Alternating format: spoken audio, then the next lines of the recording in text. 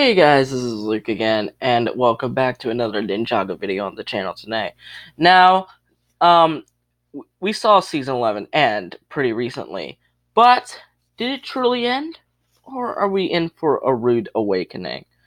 Because some people that I saw said that this finale of season 11 is not the true finale. Especially with my friend GCN. He made a tweet on Twitter, so I'll send a link to the tweet in the description so you can take a look at it for yourself. Um, but this is from my friend GCN. And he says, okay, I think I might have discovered something interesting about the final two episodes of season 11. I would really appreciate it if y'all would read this very long thread as I explain what I discovered. So episode 30 aired a few hours ago when he wrote it. This is when he wrote it. And some love it and some hate it. I am currently in the middle. But I have noticed something very strange about the last two episodes. A lot of rough and choppy editing were in these episodes. And there were a few cuts that were noticeable. I think I know why. This episode wasn't the actual version of the episode. Instead, this episode was edited a lot. Why do I think this? Well, I will list a few reasons why I think this. Number 1, the delays. Before season 11 aired in the US, we learned that the entire season was finished and ready to go. That is, until after the fire chapter aired, the ice chapter was delayed. Why? I thought the episodes were already finished. They might have delayed the episodes to make changes to the ending of the season, aka to make changes to the last two episodes. More evidence to support this is that the TV channels usually get the episodes months before they air, so that then they know what they are airing. At the time, one of the last two episodes was called Fire and Ice. Now, the altered final two episodes were given a new name, Once and For All. They changed the title of the episode. Possibly after editing the episode, they changed the title to match the new version. Number 2, the cut between Zane and Lloyd. Another big reason is the cuts and poorly edited scenes. These start to happen after Zane destroys the the scroll of Forbidden Spinjitzu. The first example of this, Zane takes off his helmet, yet his face is unshowed to the camera, possibly to hide his face emotion. He then runs over to Lloyd, and we are then cut to Lloyd saying, "I knew you could do it." The cut between Zane running to Lloyd and Lloyd saying this is very apparent to me. It feels like there was supposed to be a scene where Zane is devastated by what he has done and starts to blame himself, but it was cut out for reasons I will talk about in point 5. It's obvious something was cut here as Zane's face was hidden, trying to hide his actual emotion. Let's scroll down. Number 3, Zane being edited into the final scenes. The scenes after Vex is defeated shows a lot of weird editing, supporting my theory. When Sorla is explained how the T alone will work, all 6 ninja are in the back listening. While I strongly believe it was supposed to be only 5 ninja, I strongly believe Zane was not supposed to be in the scene. Just go back and watch the scene. Zane is clearly edited in there. It's almost like he was green screened in there. Like, look at this. And then he shows a picture as an example. You could tell he wasn't supposed to be in there. And another thing wrong with this scene is that when the camera shot changes to include Sorla and all the ninja, Zane's animation is very choppy, and you could see that. Zane's animation is very choppy, and you could see that when he moves his head, it doesn't animate. Instead of his head moving, it just teleports to a different view. We have never gotten this choppy editing in the past, so how come we are getting it now? And now the scene where they return home. Look how stiff Zane is. Yeah, the pictures are not going to be shown. You're going to have to see it for yourself. Zane doesn't move properly at all when Wu hugs him. And in the later shot after Cole turns to Ninjago and just before Lloyd jumps into the portal, we get this shot of the ninja. 2 problems. 1, Cole isn't there.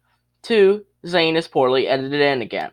And the expressions of the characters are weird in this scene, as it feels like they are watching one of the ninja return to the Neverrealm, or return to Ninjago, or stay in the Neverrealm forever. Cough, cough, Zane. And not only that, but we don't see what happens after Lloyd goes into the portal. Not only that, but Zane doesn't say a single word in any of this, and he just says, Master Wu, it's good to see you. He wrote, "It's good to be back," not "It's good to see you." A line that could be easily edited in. You could just tell Zane wasn't supposed to be written into this scene. 4. Unfinished plots.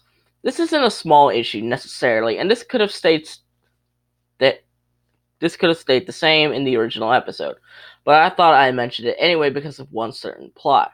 Grimfax. In episode 29, he says to Lloyd, "You go, we'll hold him on," or something like that. This implies that the fact that Grimfax could have died. Now, in episode 30, when the realm was restored, it is said that the Emperor reclaimed his throne. The Emperor being Grimfax, obviously. But the problem is that it never was actually mentioned once that Grimfax was the Emperor. Not only that, but the scene where he reclaims the throne is so short they barely even count. It barely even counts as a scene. It was just plot there.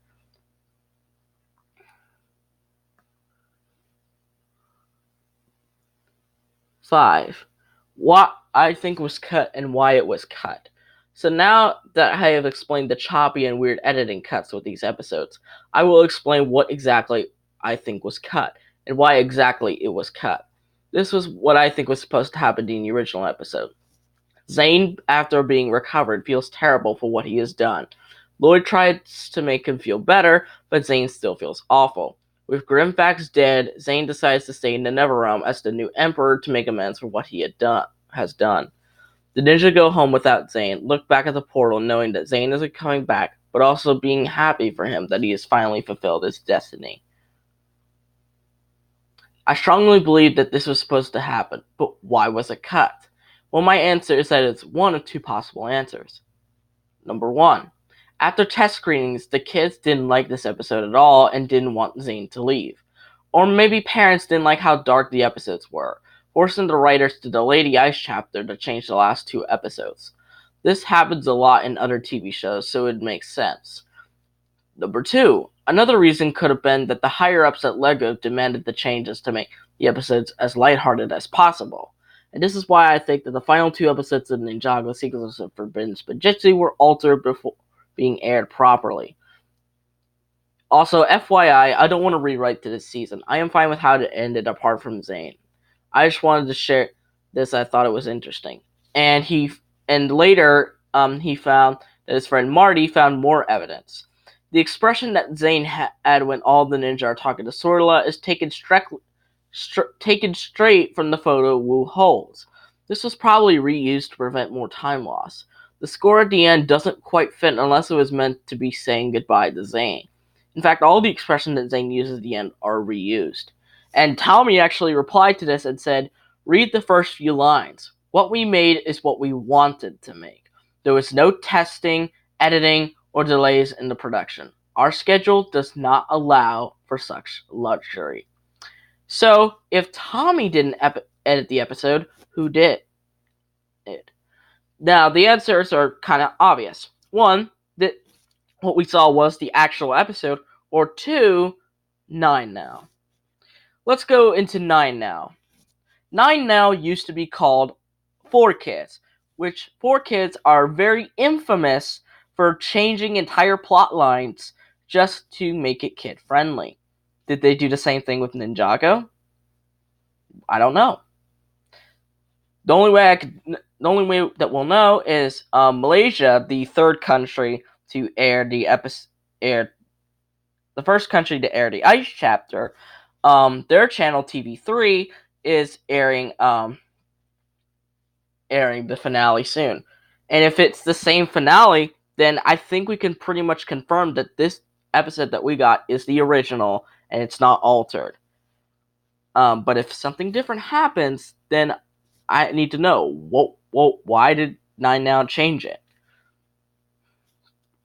So I'll leave it up to you guys to decide. Did 9 Now change the episode, change Awakenings, or do you think this is the original one? Let me know your thoughts in the comments down below. But anyway, I hope you guys liked this video. Give that thumbs up. Subscribe to this channel by clicking on that red subscribe button. And click on the notification bell to see every video that I will upload. And I'll see all you folks in the next video. Bye-bye!